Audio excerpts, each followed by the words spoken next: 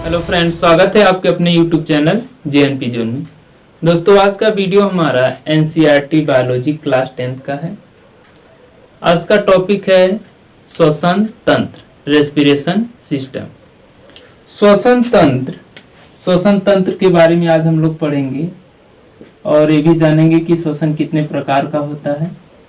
श्वसन, जैसा कि हम जानते हैं, श्वसन के अंतर्गत हम लोग क्या करते हैं, वायुमंडल से ऑक्सीजन को अंदर ले जाते हैं और अंदर से कार्बन डाइऑक्साइड को बाहर छोड़ते हैं। तो ये ऑक्सीजन जब अंदर जाती है तो करती क्या है, तो जब ऑक्सीजन अंदर जाती है तो यह भोज्य पदार्थों का क्या करती है, ऑक्सीकरण, बायोलॉजिकल ऑक्सीडेशन करती है, जिसके कारण क्या होती, ऊर्जा प्राप्त होती है शरीर को। जैसे मान लेते हैं ग्लूकोज होगा C6H12O6 प्लस O2 बन रहा है क्या आपका CO2 कार्बन डाइऑक्साइड, H2O जल, इसके साथ ही साथ 38 एटीपी ऊर्जा प्राप्त होती है। यहाँ C6 है तो यहाँ 6 कर देंगे, यहाँ पर 6 हो जाएगा, इक्वेशन बैलेंस हो जाएगा। देखिए, जब यह ऑक्सीजन इस भोज्य पदार्थ से क्रिया करती है, इसका जब ऑक्सीकरण करती है तो क्या मिलता है, यहाँ पर देख रहे हैं 38 एटीपी एनर्जी मिल रही है, ऊर्जा मिल रही है। तो श्वसन के दौरान हमें क्या मिलती है, ऊर्जा प्राप्त होती है। श्वसन की डेफिनेशन आपकी स्लाइड पर देखिए, ऊपर लिखा गया है। इसमें जो बायोलॉजिकल ऑक्सीडेशन है, जैविक ऑक्सीकरण, वो यही होता है जिसमें क्या होती है कि ऊर्जा प्राप्त होती है। अब बात की जाए कि श्वसन कितने प्रकार के होते हैं, तो श्वसन मुख्यतः 3 प्रकार के वैसे होते हैं, लेकिन हम यहाँ पर 2 प्रकार लेकर चलेंगे। एक होता है बाह्य श्वसन,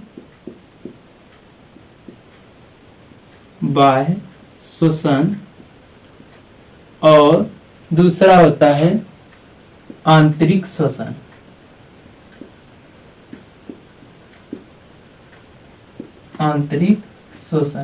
आंतरिक श्वसन को कोशिकीय श्वसन भी कहा जाता है। बाह्य श्वसन, जैसा कि नाम से स्पष्ट है, बाह्य मीन्स बाहर। तो यह बाह्य श्वसन में क्या होता है, तो वायुमंडल से ऑक्सीजन को शरीर में लिया जाता है, लंग्स तक पहुंचाया जाता है। मतलब वायुमंडल से ऑक्सीजन शरीर में प्रवेश करती है और शरीर से CO2 कार्बन डाइऑक्साइड क्या होती है, बाहर निकलती है।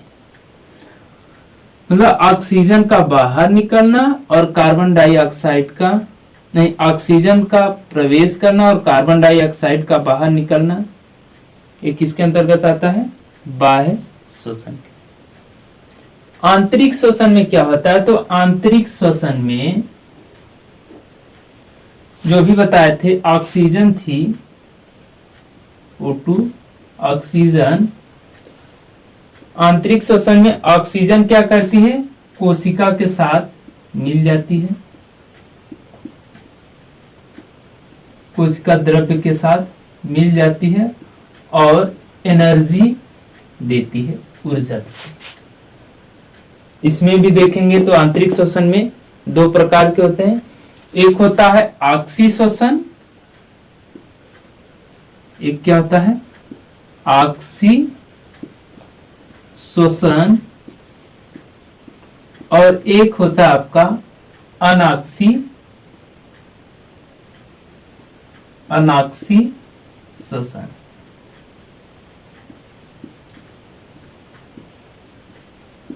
अनाक्सी श्वसन, जैसा नाम वैसा काम। ऑक्सी श्वसन क्या होगा, तो यह ऑक्सीजन की उपस्थिति में जो कि रिएक्शन होता है, और अनाक्सी श्वसन में ऑक्सीजन अनुपस्थित होता है। अनाक्सी श्वसन और ऑक्सी श्वसन में यही डिफरेंस है। और ऑक्सीशोषण के अंतर्गत 36 एटीपी एनर्जी रिलीज होती है और अनऑक्सीशोषण के अंतर्गत 2 एटीपी एनर्जी रिलीज बनती है शरीर के अंदर, और दोनों को ऐड कर दिया जाए तो 38 एटीपी ऊर्जा प्राप्त होती है। इस तरह से हमने श्वसन के बारे में समझा। और श्वसन कितने प्रकार के होते हैं? तो श्वसन 2 प्रकार के, एक बाह्य श्वसन और एक होता है आंतरिक श्वसन। बाह्य श्वसन में तो ऑक्सीजन को शरीर के अंदर लेकर जाया जाता है और कार्बन डाइऑक्साइड को बाहर छोड़ा जाता है। मतलब वायुमंडल से क्या करते हैं? ऑक्सीजन को ग्रहण करते हैं और वायुमंडल में कार्बन डाइऑक्साइड को छोड़ते हैं। कार्बन डाइऑक्साइड को जब वायुमंडल में छोड़ते हैं तो वह क्या आता है? बाह्य श्वसन के अंतर्गत आता है। आंतरिक श्वसन में 2 प्रकार का होता है। आंतरिक श्वसन में क्या होता है? तो जो ऑक्सीजन होती है वह कोशिका द्रव्य के साथ मिल करके एनर्जी ऊर्जा देती है, और 2 प्रकार से यह मिलती है। एक होता है ऑक्सीशोषण, एक होता है अनऑक्सीशोषण। ऑक्सीशोषण में 36 एटीपी एनर्जी ऊर्जा बनती है और अनऑक्सीशोषण में 2 एटीपी, दोनों को ऐड कर दिया जाए तो 38 एटीपी ऊर्जा। अब हम लोग श्वसन तंत्र को एक चित्र के माध्यम से समझेंगे। तो स्लाइड पर आपके सामने देखिए लगा है श्वसन तंत्र का एक चित्र। इसमें देखेंगे तो सबसे ऊपर क्या है? यहाँ पर क्या आती है? नासाद्वार होता है। नासाद्वार से वायुमंडल की वायु एवं गैसें क्या होती हैं? शरीर में प्रवेश करती हैं। दूसरे नंबर पर आता है ग्रसनी। ग्रसनी के बाद फिर नेक्स्ट स्टेप होता है कंठ का। कंठ के बाद फिर नेक्स्ट स्टेप आता है श्वास नली का। श्वास नली के बाद फिर इसके बाद श्वसनी में पहुंचती है। श्वसनी के बाद श्वसनिका में पहुंचती है।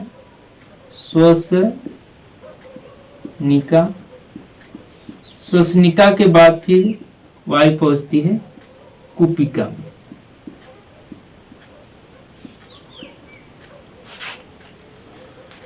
तो सबसे ऊपर क्या आता है?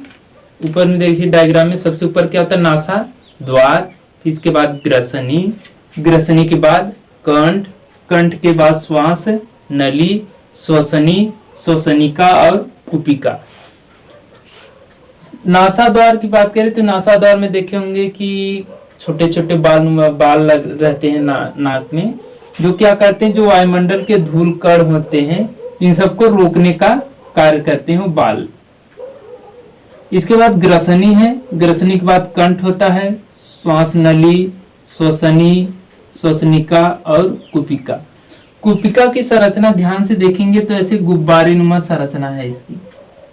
और इसी कुपिका में ही, इस कुपिका में क्या होता है कि जो ऑक्सीजन होती है वह कैच कर ली जाती है, एब्जॉर्ब हो जाती है, और जो CO2 कार्बन डाइऑक्साइड होती है वह शरीर से जो यहाँ पर देखेंगे ध्यान से तो धमनियम शिरा रहती हैं, धमनियम शिरा और भी सारी चीजें रहती हैं।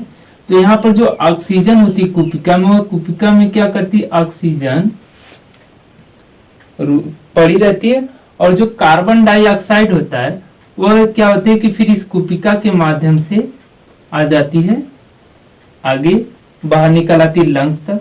फिर इसके बाद यह श्वसनिका में पहुंचती है, फिर इसके बाद श्वसनी, श्वास नली, कंठ, फिर ग्रसनी, फिर नासाद्वार, नासाद्वार से होते हुए फिर कार्बन डाइऑक्साइड बाहर निकल जाती है। तो CO2 बाहर निकल जाता है और ऑक्सीजन फिर इसी कुपिका में क्या होता है? टच कर लिया जाता है, पकड़ लिया जाता है, और ऑक्सीजन फिर ब्लड में जाकर मिल जाती है। किसमें मिल जाती है? ब्लड में, रुधिर में जाकर मिल जाती है, और पूरे शरीर में इसका संचरण होता है। और जब यह कोशिका से मिलती है तो हमें क्या देती है, ऊर्जा देती है। ब्लड में यह मिलती है, लेकिन इसे पकड़ने का कार्य कौन करता है, कैच करने का कार्य कौन करता है, तो हीमोग्लोबिन करता है, HB, हीमोग्लोबिन। हीमोग्लोबिन क्या करता है, ऑक्सीजन को कैच कर लेता है, पकड़ लेता है। और हीमोग्लोबिन के अंदर बात करें तो जो तत्व होता है वह कौन होता है, आयरन, Fe। Fe क्या करता है, ऑक्सीजन को कैच करता है और फिर इसके बाद वो किस में भेज देता है, ब्लड में। ब्लड में जैसे ही ऑक्सीजन पहुंचती है, फिर इसके बाद वो क्या होता है, कोशिका द्रव्य में पहुंचती है और कोशिका द्रव्य में उसका जो पोषक तत्व तो उसका बायोलॉजिकल ऑक्सीडेशन करती है, जैविक ऑक्सीकरण। और जैविक ऑक्सीकरण के बाद हमें क्या मिलती है, ऊर्जा प्राप्त होती है। तो इस तरह से श्वसन तंत्र में ये आपको जो अंगों के नाम दिए गए हैं, इन्हें आपको स्टेप बाय स्टेप याद भी करना होगा कि नासाद्वार, ग्रसनी, कंठ, फिर इसके बाद श्वास नली, श्वसनी, श्वसनिका और कुपिका। कुपिका में ही क्या होता है, कार्बन डाइऑक्साइड और ऑक्सीजन का विनिमय होता है, दोनों आपस में बदलती है। यहाँ से कार्बन डाइऑक्साइड को छोड़ दिया जाता है और ऑक्सीजन को पकड़ लिया जाता है, ऑक्सीजन रुक जाती है और उसे पकड़ने का कार्य कौन करती है, तो हीमोग्लोबिन करता है, हीमोग्लोबिन। हीमोग्लोबिन पाया कहाँ जाता है, हीमोग्लोबिन ब्लड में पाया जाता है। पढ़े होंगे कि आरबीसी होता है, ब्लड के पास 3 चीजें, WBC, RBC और प्लेटलेट्स। तो उसी में आप पढ़ेंगे कि हीमोग्लोबिन के कारण रक्त क्या होता है, लाल होता है। और उसमें हीमोग्लोबिन में कौन से तत्व पाया जाता है, तो Fe, आयरन पाया जाता है। और आयरन क्या करता है, ऑक्सीजन को पकड़ने का कार्य करता है। इसीलिए देखे होंगे कि जो कमजोर होते हैं, जिन्हें कमजोरी महसूस होती है, तो उन्हें आयरन की गोली दी जाती है खाने के लिए, ताकि आयरन की मात्रा उनके पास ज्यादा होगी। और जब आयरन की मात्रा ज्यादा होगी तो ऑक्सीजन को तेजी से कैच करेंगे, पकड़ेंगे। जब ऑक्सीजन को तेजी से पकड़ेंगे तो उसका बायोलॉजिकल ऑक्सीडेशन ज्यादा होगा। अभी बताए थे कि ऑक्सीजन का एक अणु कितना ऊर्जा देता है, 38 ATP। तो जितने ज्यादा ऑक्सीजन के अणु कैच किए जाएंगे, पकड़े जाएंगे, उतनी ज्यादा एनर्जी रिलीज होती है, एनर्जी बनती है और वह एनर्जी पूरे शरीर के अंदर दौड़ती रहती है। तो इस तरह से जो कि मनुष्य में श्वसन की क्रिया होती है। तो आइए हम लोग थोड़ा सा अंतर देख लेते हैं। एक होता है श्वसन और एक होता है श्वासोच्छ्वास। श्वसन और श्वासोच्छ्वास में अंतर क्या है, तो श्वसन में क्या होता है, ये एक रासायनिक प्रक्रिया है और इसमें क्या मिलती है, ऊर्जा प्राप्त होती है। क्या प्राप्त होती है, ऊर्जा प्राप्त होती है। जबकि श्वासोच्छ्वास क्या एक भौतिक क्रिया है और इसमें ऊर्जा प्राप्त नहीं होती।